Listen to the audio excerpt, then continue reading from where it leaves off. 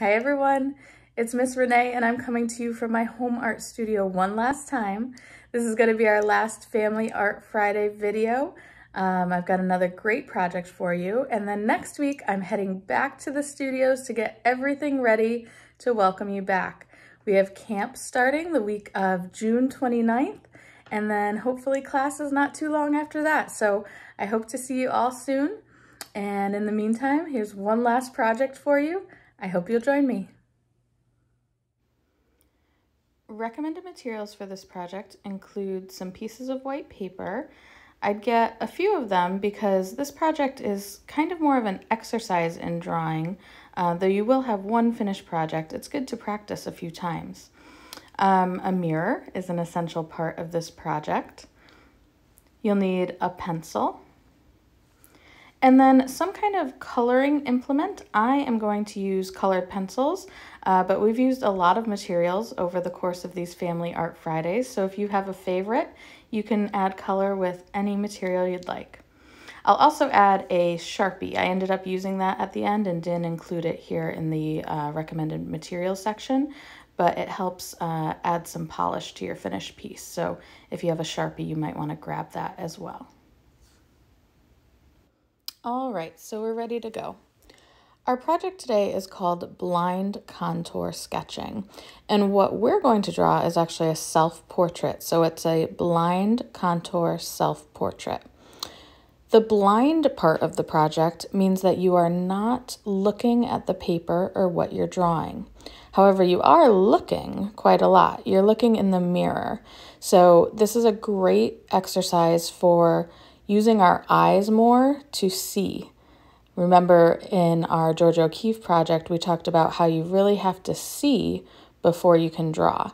So this is really a project on seeing, and you're going to look in the mirror for all the different details or contours that you want to draw. So a contour includes the outlines. So I drew the outline of my head and my face.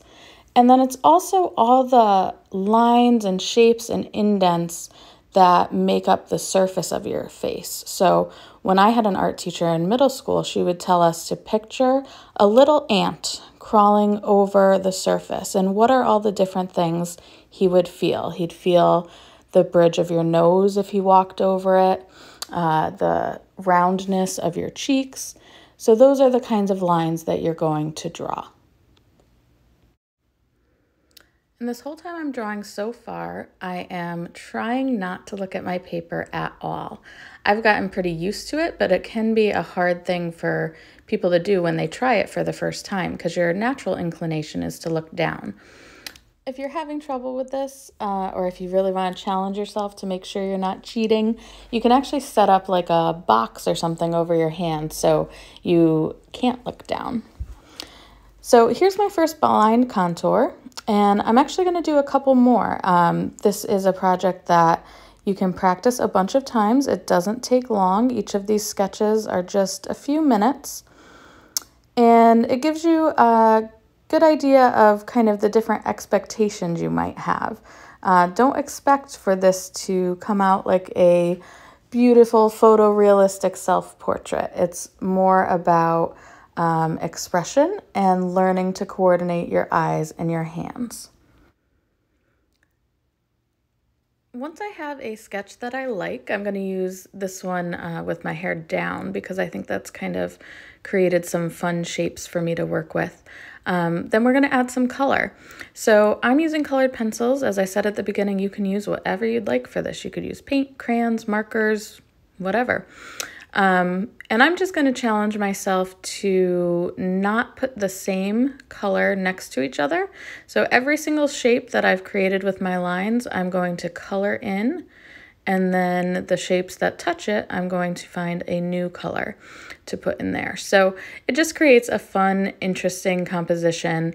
Again, not photorealism, but it's a fun self-portrait that you can create and practice some different drawing techniques.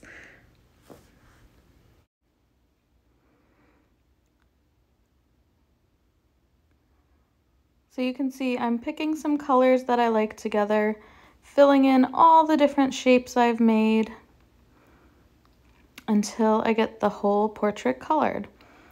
And then the last thing I'm going to do is go back in with Sharpie, like I mentioned at the beginning. And I'm going to go back over my original pencil lines that created the portrait. And that kind of just creates more of a polished, finished look for the portrait. You don't have to do this. It's just an added step. But I like the final project when you add in the Sharpie. So there's my portrait. What do you think? Does it look like me? I love this project because it doesn't have to look like you. It's not supposed to. So it's a great way to kind of break kids out of that idea that everything you draw has to look photorealistic.